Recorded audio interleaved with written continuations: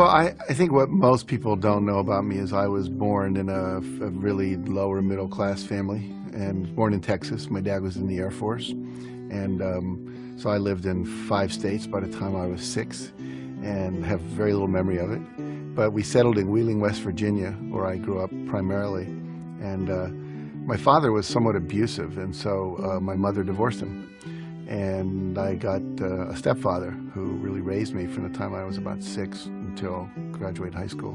And I was a typical middle class, by then, suburban kid in West Virginia, except for the fact that my mother was an alcoholic and my father was a workaholic and sometimes drank as well. So it created a lot of compassion and empathy for me, because I'm very what's called hypervigilant. I notice every little thing, because I had to survive in those families.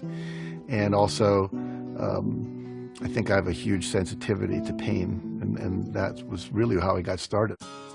The Chicken Soup for the Soul books, which really catapulted my career, those came about when one of my students, some lecture I was giving, said, "You know that story about the puppy you just told?" And I said, "Yeah." She said, "Is that in the book anywhere?" I said, "No." And she said, "Well, it needs to be." I said, "Why is that?" She said, "My daughter needs to read that story." "Well, just tell her the story." "I can't remember. I need to see it in the book." When you're a kid, you have an impulse to act, you act. You want to touch the cat, you want to throw the cat out the window. You want to stick your hand into the VCR and put peanut butter in there, you do. The problem is, as we're growing up, we get conditioned by our parents and our caretakers and our siblings and our teachers and coaches and nuns and all these different people that come into our life. Don't do that. Stop. That's bad. You know, we get slapped and told we're not okay. And so after a while, when we go to do something, we're looking, is it okay if I do this, you know, instead of just doing it. All my sons and my stepson and my stepdaughter have been great risk takers. They're all artists. One's a drummer, one's a hip-hop singer. One is he's in high school, but he's in the school play. He just had to leave the school play. He sings, and then my daughter's a singer, and my other son is very athletic. He's a surfer. He snowboards as well. And he's always inventing games and trying out new things, always on the edge, you know, always coming in with cuts and scrapes, which I love, because they're out there on the edge of their potential, exploring how they can keep pushing it. And it's not that they never get scared or they never feel rejected and have to go through things, but they seem to rebound very quickly. Every one of us knows what we want. We can feel it. I'll just tell people, if you could have anything you want and there were no limitations, what would you do? And everyone has an answer. Little kids, big adults, and that's their core essence. And if we all just fully do that which we're passionate about and understand the principles for how to bring that into being, then I believe the world will work perfectly. And that's why I do what I do.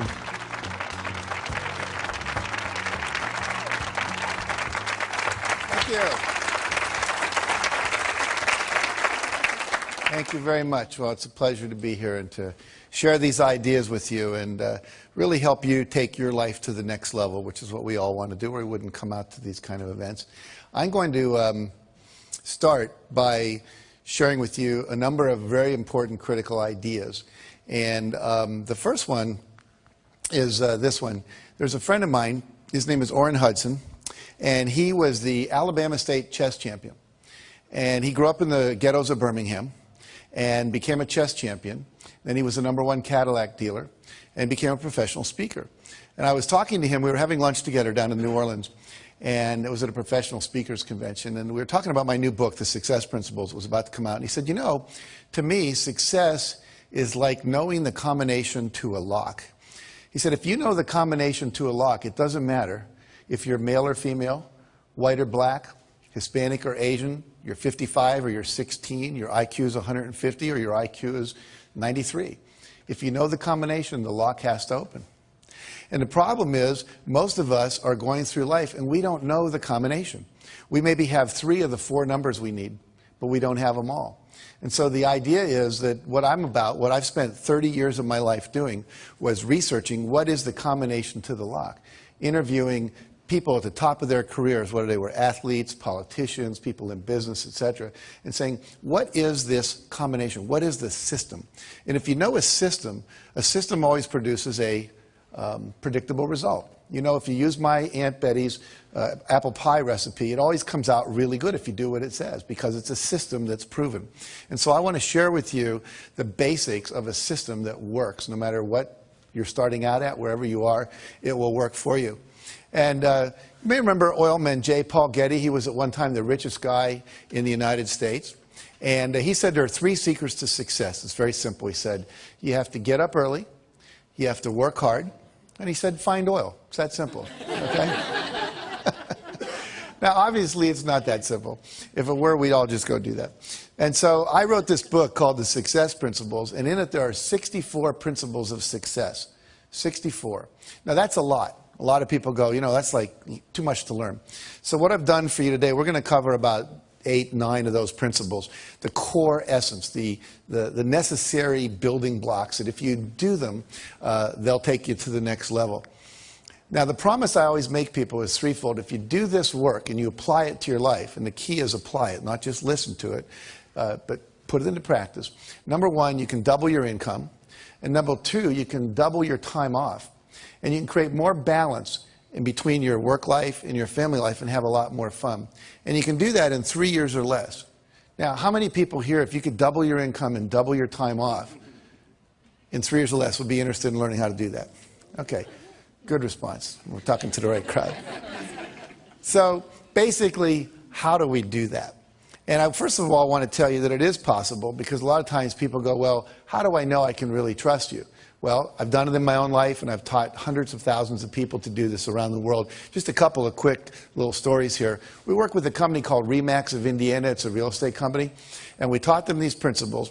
And in the first year, 65% of the people doubled their income. By the end of the second year, over 85% of the people had doubled their income. And the company had doubled its total revenues. And went on, many people tripled and quadrupled their income in 2 years or less, okay? In my own life, here's one of my students, Scott Schilling. He said, I took your training and I learned these principles. And literally, he said, I made 22% of my 365-day salary in just 2 days after working with you. Now think about that. That's a fifth of his yearly income in 2 years. I mean, 2 days, rather. Look at my own life. I have a Guinness Book of World Records. I had 7 books appearing on the New York Times bestseller list on the same day. Stephen King was the only guy that had 6 before that. And he had done that book, The Green Mile, and it came out in 6 chapters. No one's ever done that since. Here's a check written to me for $1,130,328.35. It's the first check our publisher had ever written for $1 million. He actually put a smiley face in his signature, if you can look real. He was so happy to have to write that kind of check. And that represented 3 months of book royalties for the first Chicken Soup for the Soul books. And that year, Mark and I both made $6 million.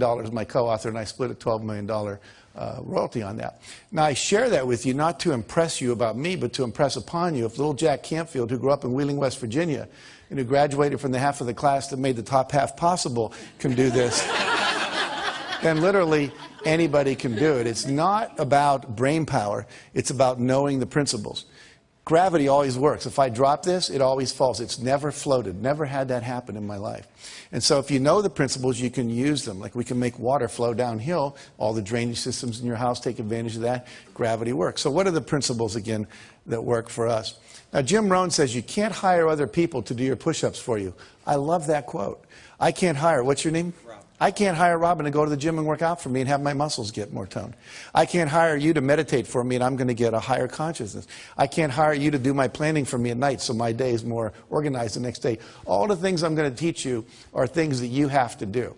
There are things that no one else can do for you. There are things. You can delegate certain things in your life, but not your health care, not your meditation, not your exercise, not these principles and strategies that we're going to be learning here today.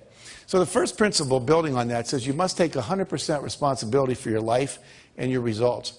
And what that means is you have to give up all blaming, all complaining, all excuse making, all looking out at the world and saying, well, if the world were different, then I would be better off. Right now, we're all upset about the Chinese and the Indians are using more oil, which is sending the oil prices up, and we wish that wasn't happening. Some of you may love the president we have, some of you may not.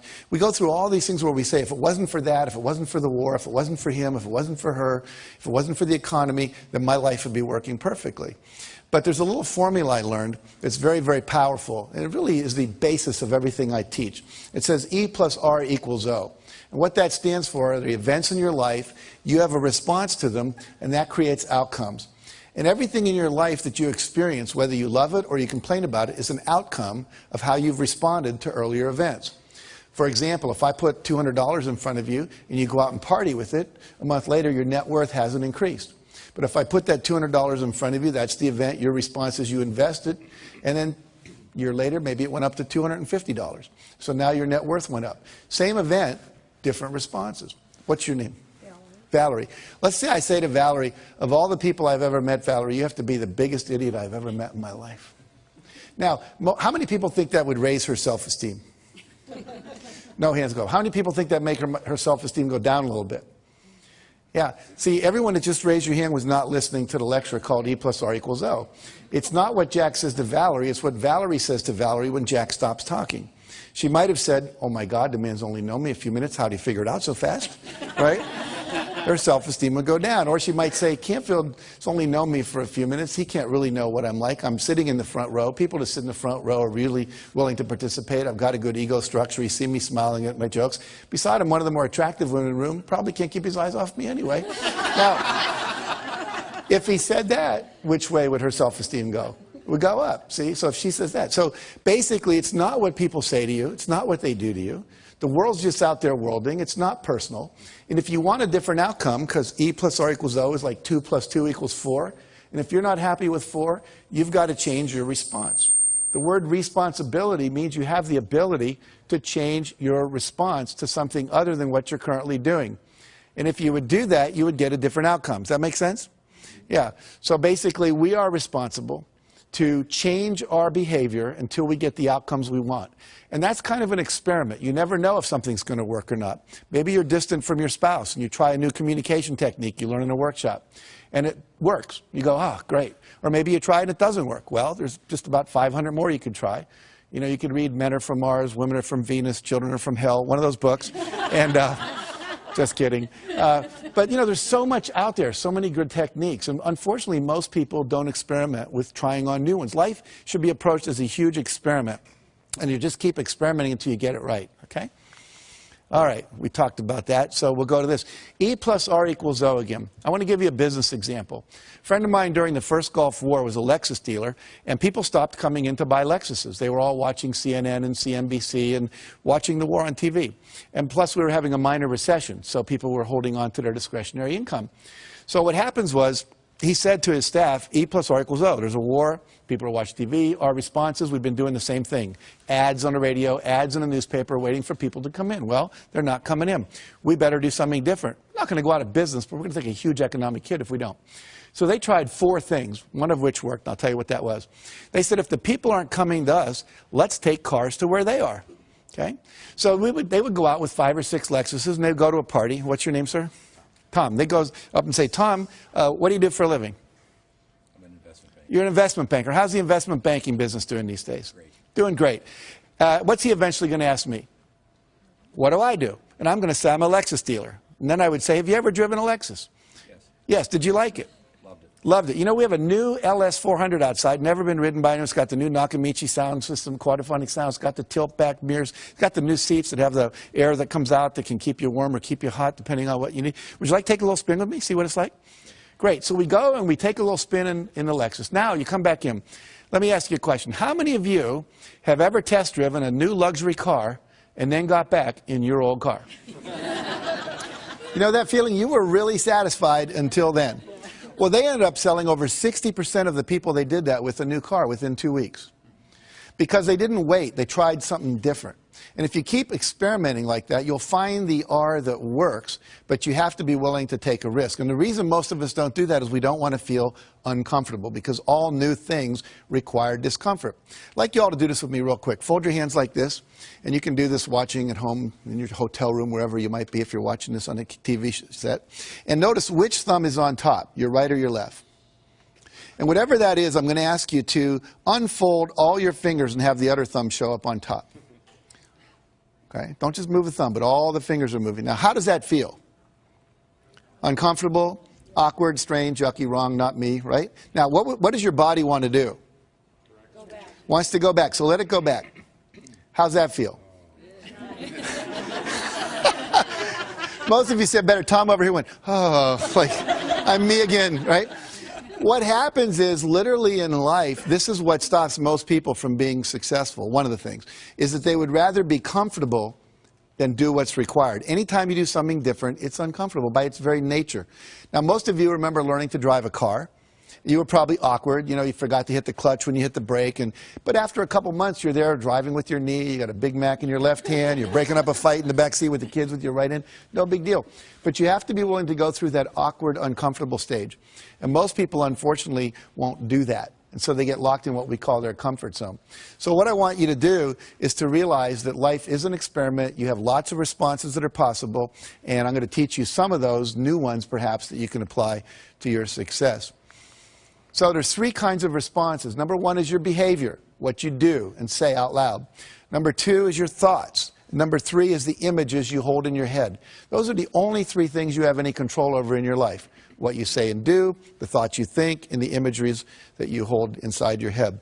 So we're going to look at this whole area of thoughts for a minute. And I'm going to ask somebody to come up here and volunteer to do a little exercise with me. It'll take about 1 minute. So, okay, great. What's your name? Marianne, very good. Come on up, Marianne. And I'd like you to turn around and face the group. Now, are you right-handed or left-handed? Right-handed. Right-handed. Is your left arm okay? Any injuries going on here? Very good. So what I'm going to do is push down on your arm. I want you to push up, okay? So we'll see how strong you are.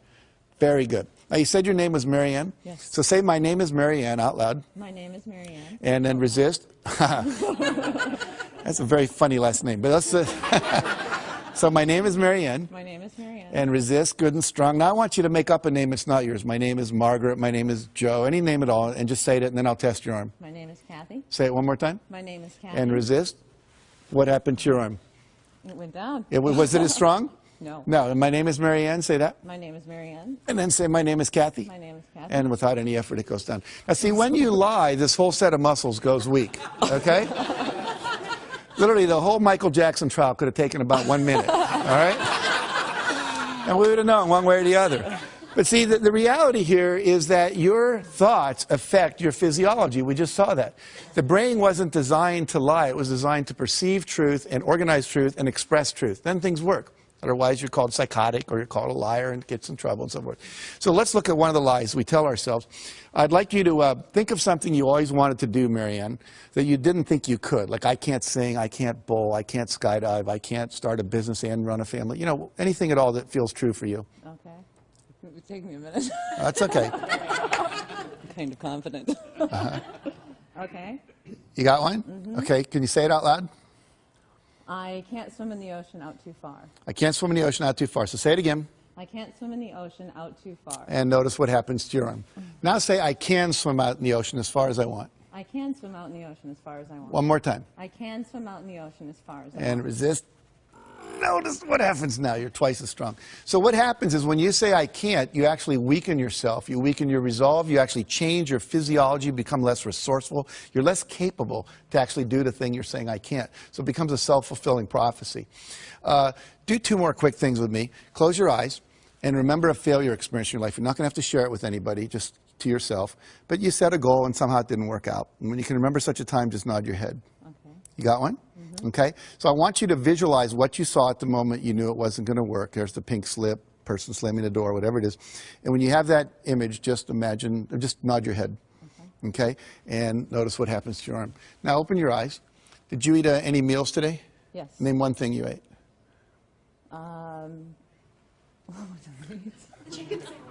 Chicken sandwich. Chicken sandwich. Okay, good. You brought your agent with you.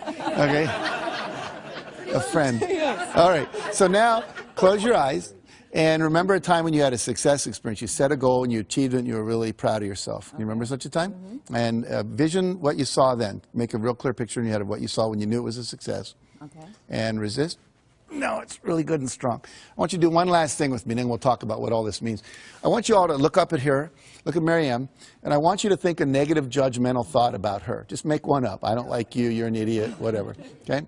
And give her that look parents give their kids when they're disappointed in them.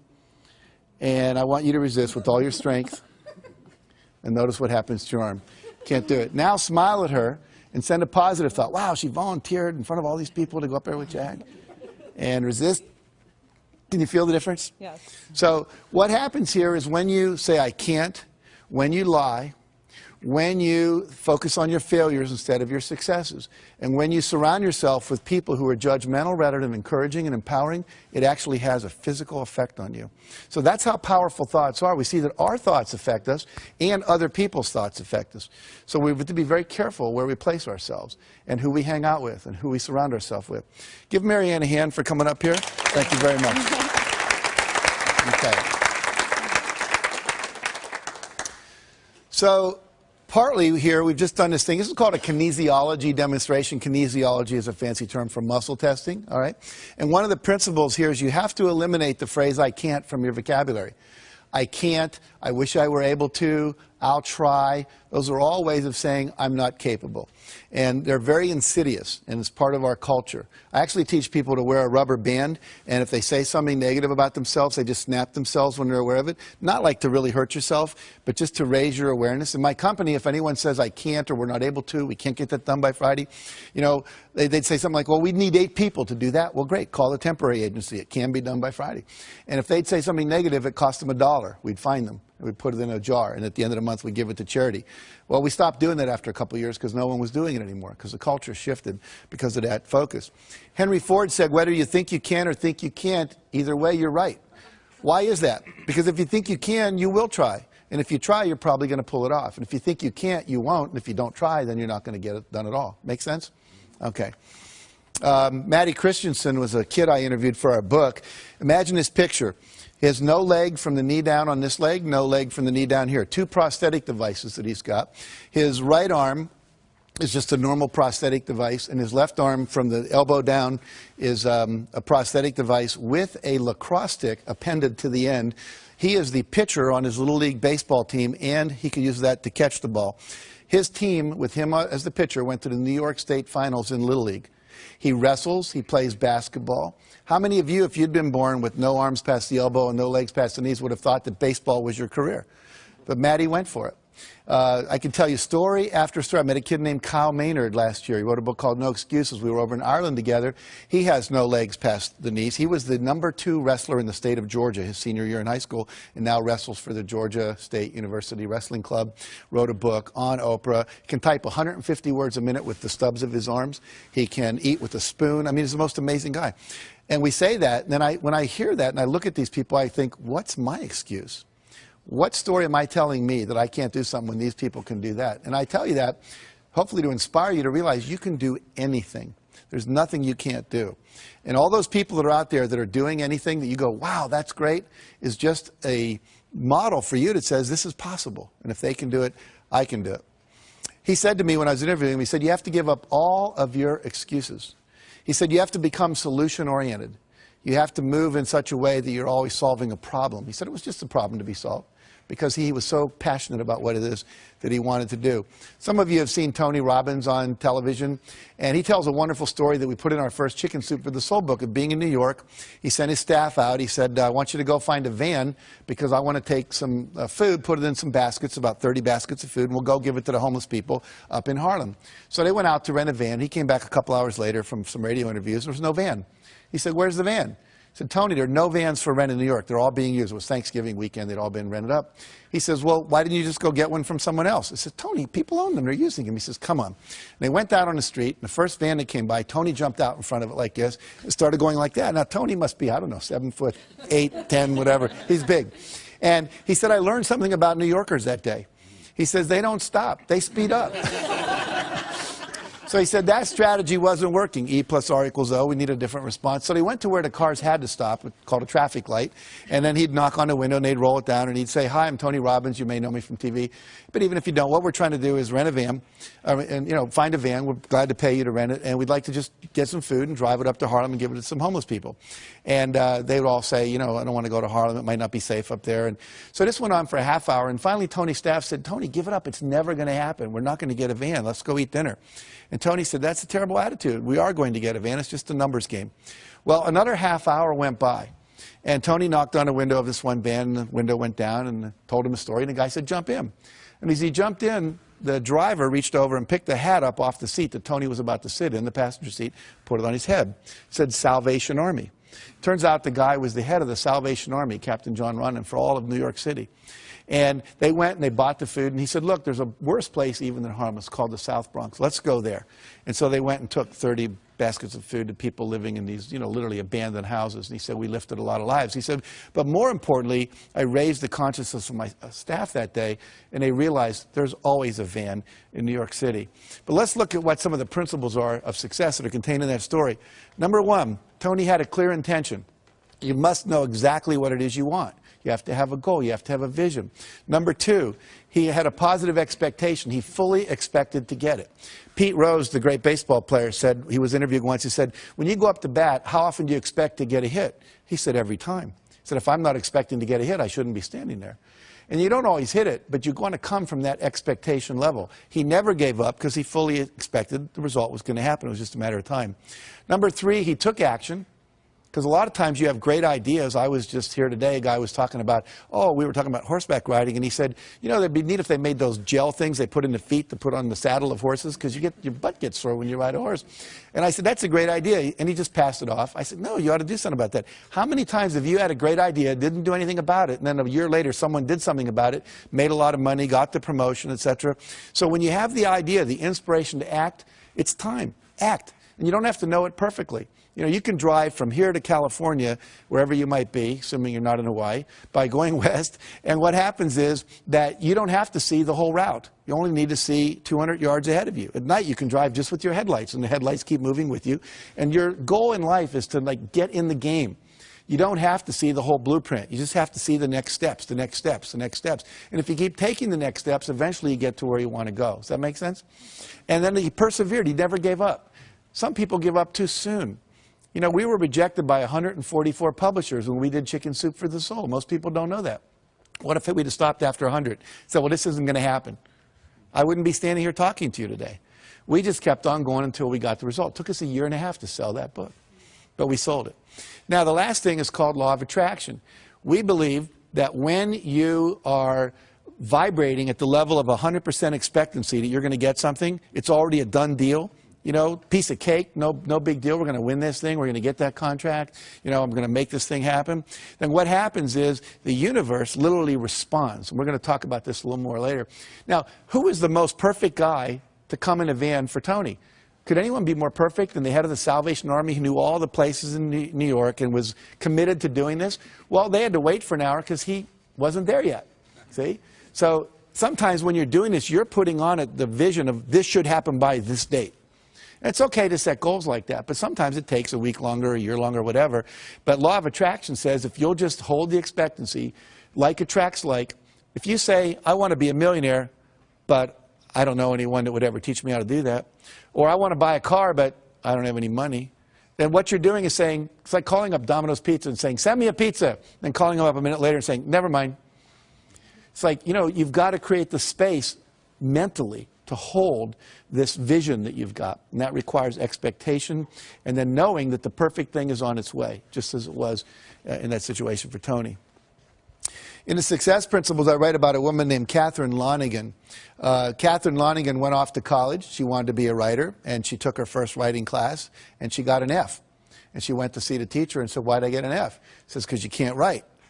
She says, well, I'm on a scholarship, here to be a writer. I came to be in the creative writing program. I was the editor of my yearbook, editor of my school newspaper. I wrote a play that was performed in high school. They told me I was gifted. I said, well, you're not. He said, if you stay in my class, you're going to flunk it. And if you flunk my class, you'll lose your scholarship. And she said, well, what do I do? He said, I'll make a deal with you. If you promise never to write again, just, history papers and stuff, but you're not going to try to be a writer, I'll give you a passing grade. You'll keep your scholarship, change your major. So she did. I called it, she made the deal with the devil. 15 years later, she's down in Texas. They're making a movie at the next town over, and down where she lived in Texas, people would show up at the gas station after it rained just to see the oil slick. It was kind of boring there. So she said, wow, they're making a movie, let's go. So everyone drives over, and everyone's talking to the movie stars. She's talking to the writers, saying, what's going on, what's happening? And why are you interested in us? Why not the movie stars? Well, I always wanted to be a writer. And the guy said, BS, if you wanted to be a writer, you would have written. She said, I was told on good authority I couldn't write. He was a Harvard professor visiting our campus that year. He said, that's BS. He said, what I want you to do is go write something, send it to me. I'll tell you if you can write. I do it for a living, I know. So she goes and writes a book, sends it in to him. He sends it to an agent in New York, and they publish it. Her next book was called Romancing the Stone. The book after that, Jewel of the Nile. Both made into movies with Michael Douglas and Catherine Turner. So what's the deal here? 14, 15 years of her talent wasted because she bought someone else's evaluation of her. My friend Terry Cole Whitaker says, she wrote a book called What You Think of Me Is None of My Business. You know? Do not let other people's evaluations of you control you, okay? It's just an E. Your response is, thank you very much. You keep pursuing your passionate dream, okay? Now, another principle is you've got to drop out of the Ain't It Awful Club. What does that mean? It means you have to surround yourself with positive people. We saw when Miriam's arm went down up here when you all did negative thoughts about her. And how many of you, think about this, where do you spend your time? Is it with positive people or is it with negative people? You have to be very careful about where you put yourself. Jim Rohn said, again, you're the average of the 5 people you spend the most time with. Who do you spend the most time with? They're a mirror back to you at what level your life is actualizing at. If your friends are victims and their lives aren't working and their marriages don't work and they're not making money, that's a reflection back. If you're working out with people and hanging out with people that are at a higher level, then that's a reflection back. And what I teach people is always try to get with the people that are the next level up. You're making $50,000 a year, you want to make $100,000, find some people making $100,000, spend some time with them, however you have to do that. You know, if you want to be more spiritual, go to some spiritual retreats where spiritual people hang out. Get in their space, learn what they do, how they think, etc. We had a story in the second helping of Chicken Soup for the Soul. Carl Coleman's driving to work when his car collides with another woman's car, and they get out, and she's crying, and he's like relieved. This is a minor fender bender. Why are you crying? She said, you don't understand. This is a brand new car, 3 days from the showroom. How am I going to explain this to my husband? He said, well, I'm really sorry about that, but we need to get your registration, your driver's license, your insurance record, so we can, you know, exchange that data so we can file our accident reports. So she goes into the glove compartment of her car, opens up the manila envelope and everything's in. And on top of that, there's a message written in handwriting by her husband. And it said, in case of accident, remember, honey, it's you I love, not the car. See, the women all go, oh. The men are thinking, yeah, right, I don't know about that. But why do we all go, oh? We all go, oh, because that's what we want in life. We want someone to love us more than anything else, especially things, vases that have been in the family for 3 generations, the white carpet, your special sweater, whatever. And when we know that we're loved unconditionally, then you feel safe. And when you feel safe, you get creative. And when you get creative, you come up with ideas that can quantum leap your success. So that's why it's so important. Number 2, success principle, that's really the core principle here, is decide what you want. You can't get from here to there unless you know where here is and there is, right? If you have a GPS system in your car, all you have to do is type in the address. It knows where you are from the satellites in the sky, and it plots a course. Your brain works the same way. The problem is, according to the research, less than 10% of Americans have written measurable goals for the year. In some cases, I've been in the companies where less than 3% of the people did. Less than 10% of high school students are ever taught how to set a measurable goal. This is a failure in our education system. You know anyone that got divorced because they didn't know the 7 exports of Brazil or the 5 causes of the Civil War? No, but they didn't know the communication skills. They didn't know how to set goals for their relationship. So many things we're not learning in our education that we now need to learn in these kind of courses. General Wesley Clark, who I interviewed, said, it doesn't take any more effort to dream a big dream than it takes to dream a small dream. So if you're going to decide what you want, go for what you want, not what you think is possible. Most people hone down their dream because they can't see how they can do it. And I'm saying to you, dream as big as you want. In fact, big dreams are exciting. Big dreams attract big people. If Martin Luther King said, I'm going over to the supermarket in Mississippi, I don't think a whole lot of people would have gone down there with him. But when he said, I want to end racism in America, that was a big dream and it inspired a lot of people to want to play at great personal sacrifice to themselves because it was big enough and worth doing. Walt Disney said, if you can dream it, you can do it. Which means that you're never given a dream that comes out of your own desire place that isn't something you have the capacity to fulfill. You may have to learn some new skills. You may have to partner up with some people. You may need to learn some, how to access some new resources along the way. But all of that is possible if you'll simply dream the big dream. Because the dream doesn't come unless the capacity to achieve it comes with it. Does that make sense?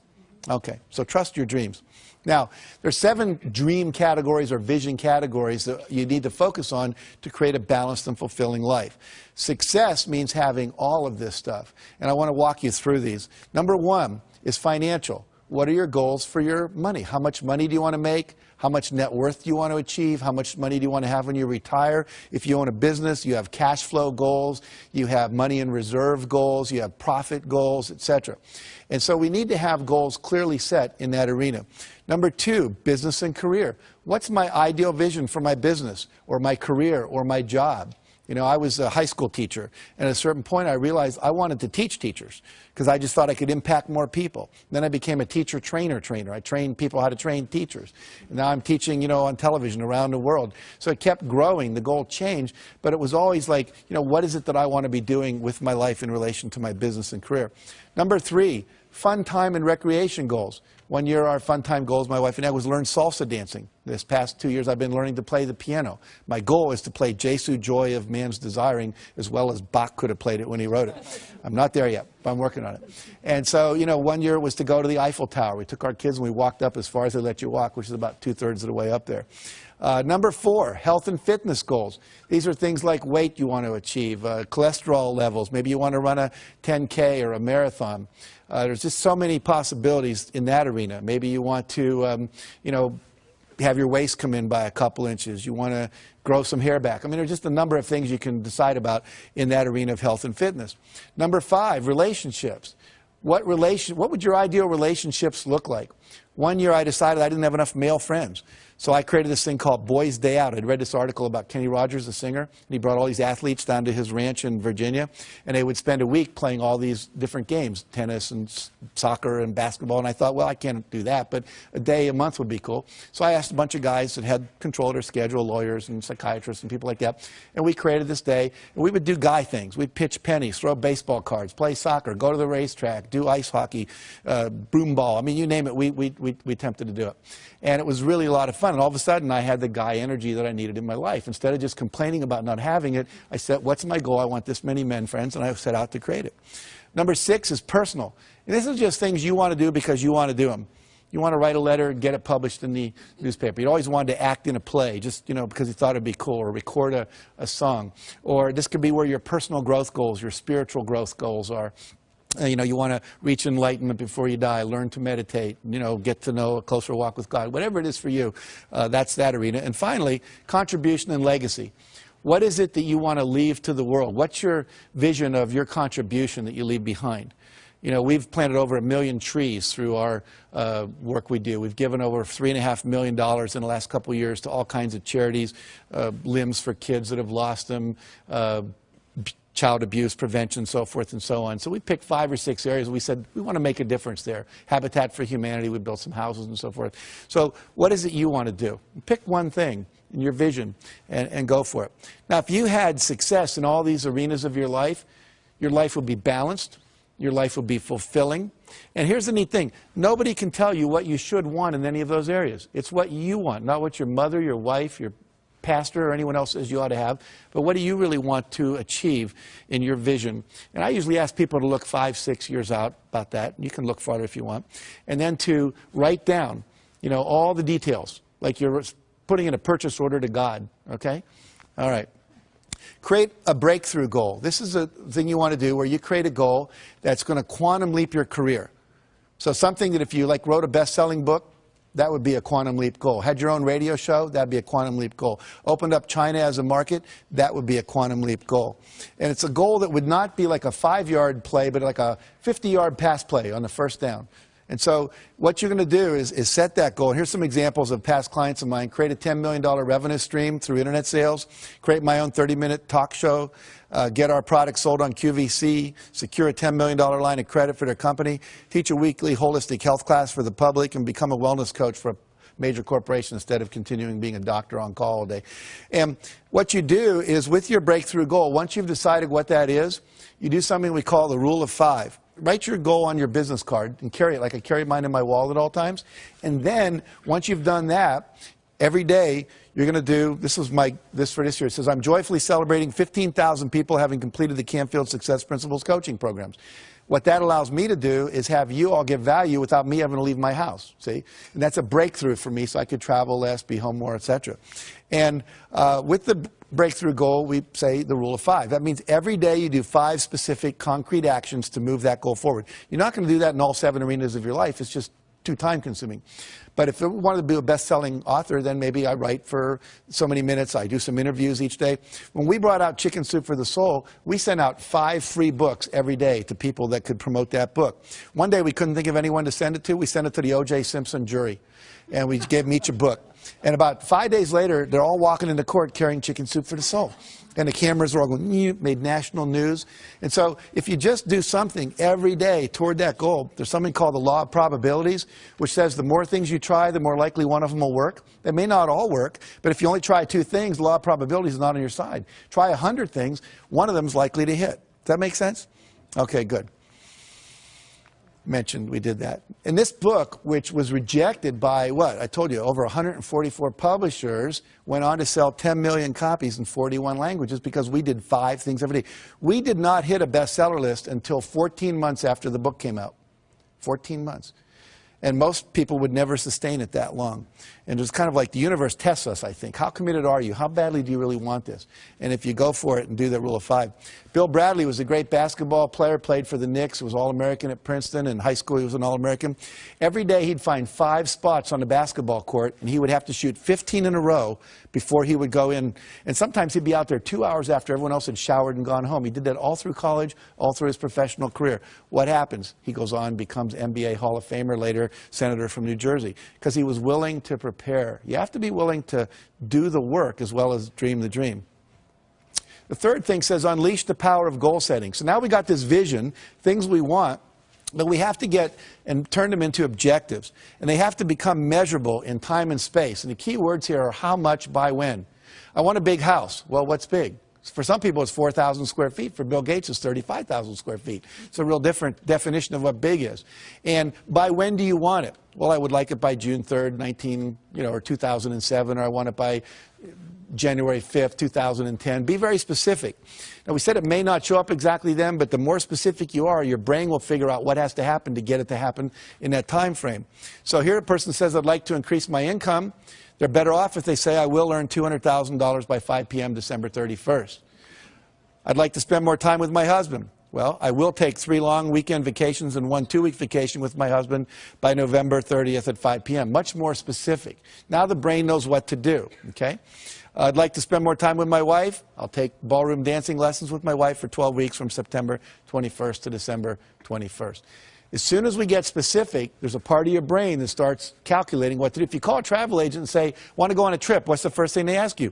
Where do you want to go and when do you want to go there? And until you tell them that, you're stuck. And your brain works the exact same way, that little GPS system. I'm going to lose weight and get fit. Needs to be, I'll weigh 190 pounds or 140 pounds by a certain date. Make sense? Again, less than 10% of Americans do this. And guess what? 10% of Americans own 90% of America. And guess what? They're the same people because they're clear about what they wanted, clear intention. All right. Next area is images. We now know that your body cannot tell the difference between a real event and an imagined event. Okay? If I were to have you close your eyes and imagine you were standing in the middle of a very small terrace on top of the tallest skyscraper in the world, you'd start to have queasy stomach and your hands would sweat because your body would really think it was there, even though you were safe in this room. Now, we can use that principle to our advantage to create success by using this power of visualization. And here's an example. One basketball team at Ohio State University, they took and they said, we want 1/3 of you, they all had equal foul shooting records, to not touch a basketball for 30 days. The other third, we want you to go out and practice basketball every day for a minimum of a half hour, preferably an hour, shooting foul shots for 30 days. And the third group, they said, we just want you to close your eyes and visualize shooting foul shots. Don't touch a basketball for 30 days. And guess what? First group, as you'd imagine, showed no improvement. Second group, practicing for 30 days, they get 24% improvement. And the third group that only did it in their mind got 23% improvement when they brought them back to the court and had them practice. So what happens here? I wish there would have been a fourth group, right? Practice and visualize. We'd have probably got up in the 30 or 40% improvement level. But what this tells us is simply by visualizing your goal is already completed, by seeing it nothing but net every time, the body starts to respond and adjust itself to create the result. So one of the great success techniques is people that are super successful are often called visionaries, and the reason is they close their eyes and they see the future. You create your future by envisioning it. Okay? And I recommend you do that every day at least twice, once in the morning when you get up and once before you go to bed. They did a study at NASA where they took astronauts and they had them wear concave lens goggles, which meant you see the world upside down. Imagine trying to negotiate relationship with me and I'm hanging from the ceiling and my right's my left. It'd be pretty complicated. These goggles had no peripheral vision and they had to wear them 24 hours a day for 30 days. What they were expecting was to see if they'd get nauseous, become hostile, lose sleep, to see how they'd handle disorientation in outer space. What they hadn't predicted was that about 25 to 30 days into it, every one of the astronauts, their brain flipped the image right side up again. They're still getting upside down input, but they created new neural pathways. And they came out of this, the psychologists came up with something they call a 30-day principle. And what the 30-day principle says is that if you want to change a behavior, change a habit, anything at all, you must, in fact, do it for 30 days. Uninterrupted, because they tried a subsequent experiment where they had half the astronauts take their goggles off on day 15, keep them off for one day, put them back on again. Took another 25 to 30 days before they flipped them right side up again. So we know that it's current, contiguous, everyday repetition. This is why most New Year's resolutions don't work. It's why most corporate change programs don't work. It's why most of our school programs don't work. There's not that 30-day uninterrupted. This is why basic training in the Marine Corps does work. Because they got you down there for 6 weeks, and they're not letting you out of their sights, and you're in a context that's held tight for that 6-week period. So if you want to visualize, your goal is already achieved, minimum of 30 days. That make sense? Okay, good. Let's see here. I'm going to skip over that real quick and get to this. Now, the reason this works, where your vision becomes real when you visualize what it is you want, is there's two things that go on in your brain. You have a vision of what you want, you have the current reality, they don't match. Okay? And what we want to do is purposely create that. It's what advertisers do. Imagine yourself in the new car. It's like the guy getting out of the Lexus we talked about earlier, getting in his old car. The vision of what's possible no longer matches the reality, and that creates a little dissonance or structural tension in the head, which we call motivation, which says, I want that. Until we had that, there was no motivation to do anything different. Any of you women ever experienced visiting a friend with a new kitchen, and then you come home to your old kitchen, and they've got all the new granite and the new appliances and everything's cool? Your kitchen was fine until then. So we want to purposely do that to your brain to motivate you. So you vision the thing you want, your goals and your vision. You hold that in your mind every day for about 10 minutes in the morning, 10 minutes at night.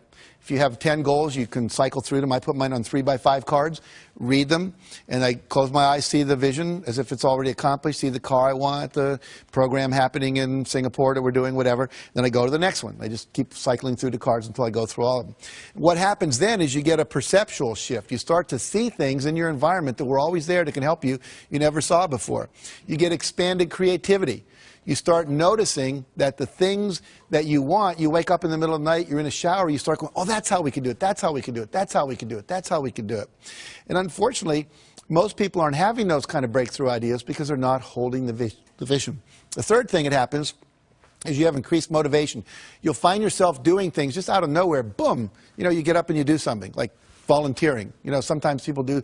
That's not like me, but you just do it because you've been holding this that creates it. Now, what happens is that then creates the action that you need to have for the result to occur. Now, I want to show you how this perception shift occurs because this is magical.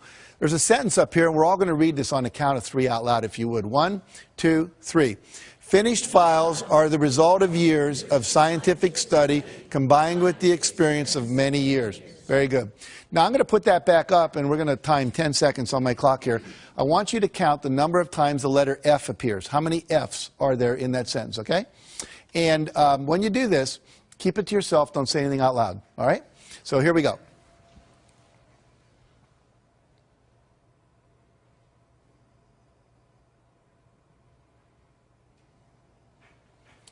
Okay. How many counted, by show of hands now, it's real important you participate. How many counted 3 Fs? Hold your hands up. We got about half the audience more. How many counted 4 Fs? About 5 people. How many counted 5 Fs? About the same amount, 7 maybe. How many counted 6 Fs? 1, 2, 3, 4, 5, 6, about 8 people. Anyone count 7 Fs? All right. Now, were we all looking at the same sentence? Go like this. And yet some people saw 3 Fs, some people saw 4, some people saw 5, and some people saw 6. Let's look to see what the real objective reality is up there. There are 3 Fs that I'm sure most of you saw, correct? But there's also 3 more. There are 6 Fs in that sentence.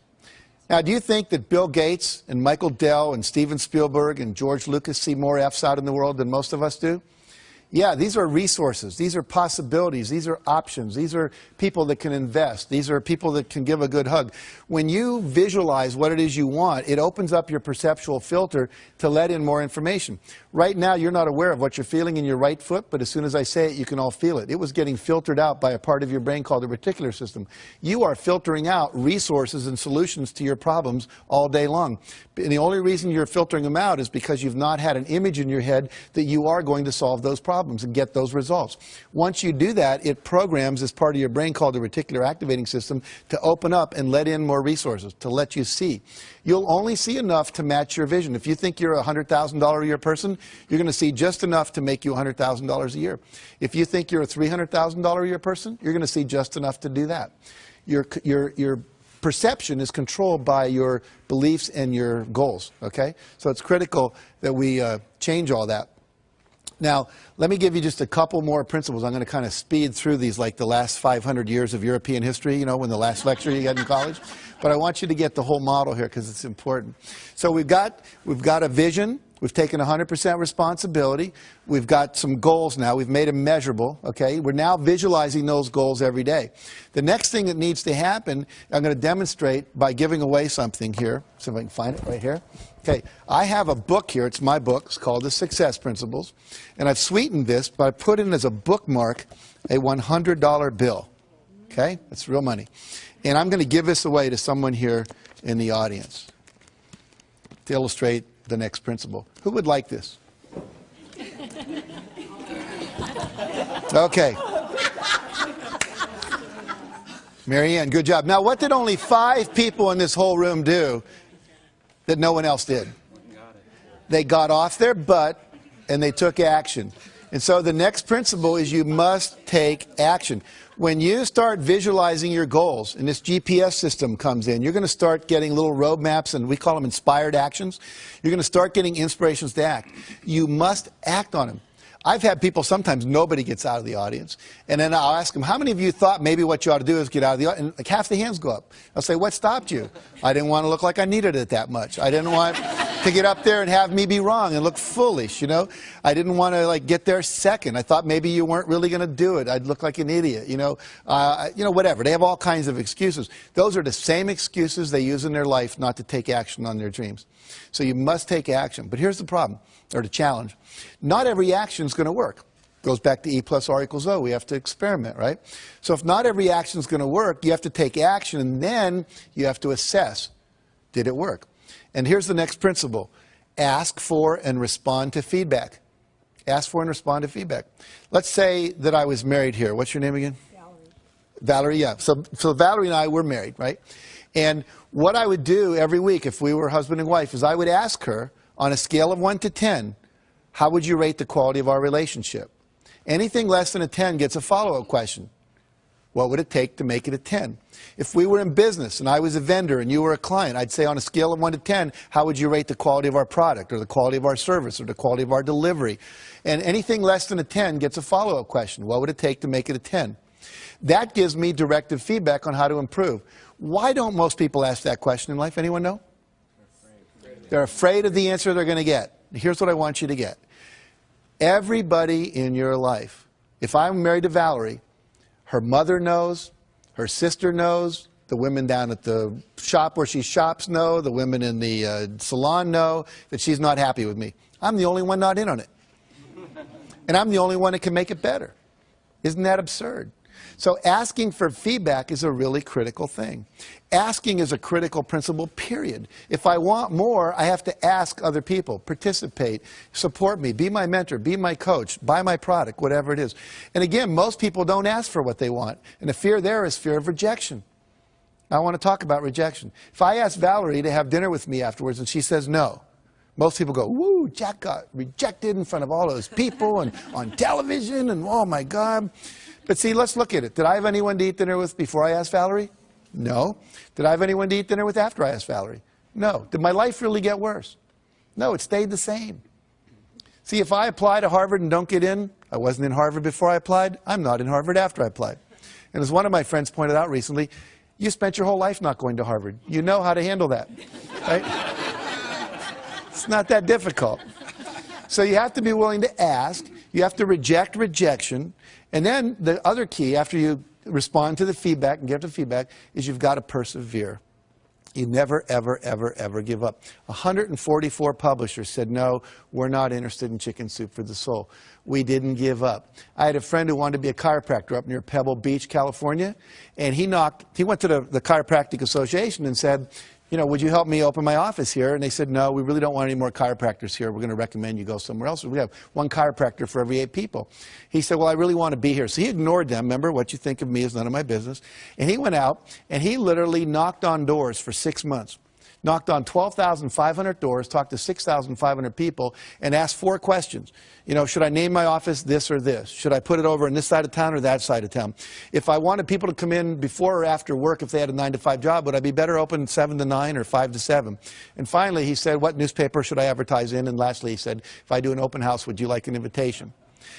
6 months later, he opened his office. His first month in practice, young kid, still in his 20s, out of chiropractic school, made $72,500 net profit. He netted over $1 million that year. Now, what did he do different than most people? He went out and he engaged people. He asked them, would you like to come? Would you get involved with me?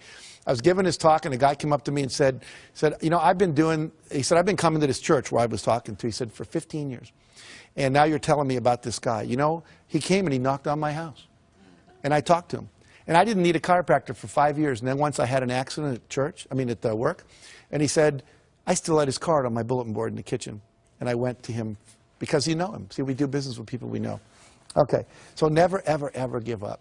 Ever, ever, ever. Now, other principle. We'll start to wrap this up here. It's never too late to start. Some of you are sitting here or you're viewing this and you're going, but I'm too old. I want to tell you 2 quick stories. Helen Klein. At the age of 55, her husband comes to her and says, I want to train to run a 10K race. That's about 6 miles. She said, are you crazy? We're in our 50s. He said, no, I want to do it. Why don't we just run around the backyard? Now, their backyard was about 3 times bigger than most of our backyards, but it wasn't a ranch or anything. They ran around, and they just dropped dead almost at the porch in the back. Like, and she said, I was so disgusted with myself, I decided the next day I would either walk or run around twice, the next day 3, the next time 4 times. She just kept adding 1 lap every day. Then she started doing it around the block, and she would add a lap every day. Well, in 6 months, she got to the point where she could run a 10-mile race, and she entered it. Now, I met her when she was 83. She was getting an award at the same place I was in California. And she had just finished running a 100-mile marathon. She's run several 24-mile marathons, 5 75-mile ultramarathons, including 1 all the way around Lake Tahoe. She started when she was 55. Cliff Young shows up, Australian, 61, sheep herder, to a race that goes from Sydney to Melbourne. It's about 800 kilometers. He's not wearing Nikes. He doesn't have on Pumas. He's not wearing the latest running gear. All these world-class athletes are there. He's wearing Oshkosh overalls over a T-shirt with a baseball cap, work boots, and galoshes. And they're all laughing at him, like, you crazy? Is this some kind of publicity? He says, no. He says, what running experience do you have? He says, well, I chase the sheep around. We don't have a horse or anything, so, you know. Anyway, they take off, and they're going crazy, and they're running and running and running and running, running. And he just kind of starts shuffling off like this. That night, all the other runners went to sleep. You're supposed to run 18 hours and sleep 6. Well, no one told Cliff you were supposed to sleep. So he didn't know. So because he didn't know, he didn't do it. He said, I've stayed up many nights chasing my sheep around and make sure they didn't get in trouble. So he's running, and he runs right by him, and because he runs right by him, no one tells him to stop because they're all asleep. He cut 5.5 hours off the world record for that race. Okay? So here's the deal. Doesn't matter how old you are. And the other thing important in that story is the less you know about how you should be and you just go for what you want. See, most of us, we have all these beliefs that are limiting us. Find the stories that inspire you and start believing that. Believe you can. Talk to yourself in a positive way. And if you do that, you can create miracles in your life. And I'll end with this story. One of my favorite stories, a minister gets a call from his parishioner. Her name is Aunt Hattie, they call her in the church, and he's Reverend Jim. And she says, I just went to the doctor, and they called me and said that I've got terminal cancer. And they said I got 6 months to live at the max. And I'd like you to come over and help plan my funeral with me. He said, well, he started to try to comfort her. He said, no, don't comfort me. I'm really old, and I've lived my life, and I've achieved all my goals. I'm very happy. But I don't trust my kids to do the funeral right, so please come over, and we'll plan it. So he goes over, and they start planning the funeral. She said, I want this, I want to wear this dress, and I want this psalm read, and I want this hymn sung, and I want this open casket. I want these kind of flowers. And I want this poem on a card, a memory card with my picture that people can take away. And then she said, I want to be buried, and I want to have my Bible in my left hand and a fork in my right hand. And the minister said, well, I understand the Bible in Hattie, but why the fork? She says, whenever we have those church socials and we're down in the basement and they come by and they say, if it's going to be a really good dessert, they always say, keep your fork. It's not going to be something like Jell-O or pudding. It's going to be apple pie or cherry cobbler or chocolate cake. And whenever they say, keep your fork, I know the best is still yet to come. So when people come by my coffin and they look in and they go, Reverend Jim, why the fork? I understand the Bible. She was very religious, but why the fork? You just look them right in the eye and say, Aunt Hattie knew the best was still yet to come. And so for all of you, if you'll put these principles into action and not think about them, but actually do them, and if you really want to go deeper, get the book or go to one of my seminars or whatever, you can go to my website and download things. It's just jackcanfield.com and take the forms there and use them. I promise you, for you, the best is still indeed yet to come. Thank you very much.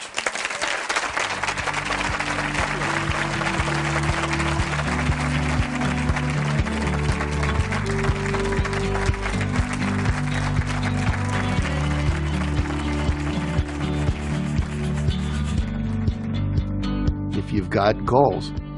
You've got a vision of what you want. To get from where you are to where you want to be, you're going to have to take some steps, and a couple of those may be uncomfortable. And so what? You can either sit there and justify where you are and rationalize, and I love the word rationalize, they're rational lies to justify your current reality, or you can do what's necessary to create what you want. And the people that create what they want tend to be happier, tend to be more fulfilled. Which do you want? I pick happy.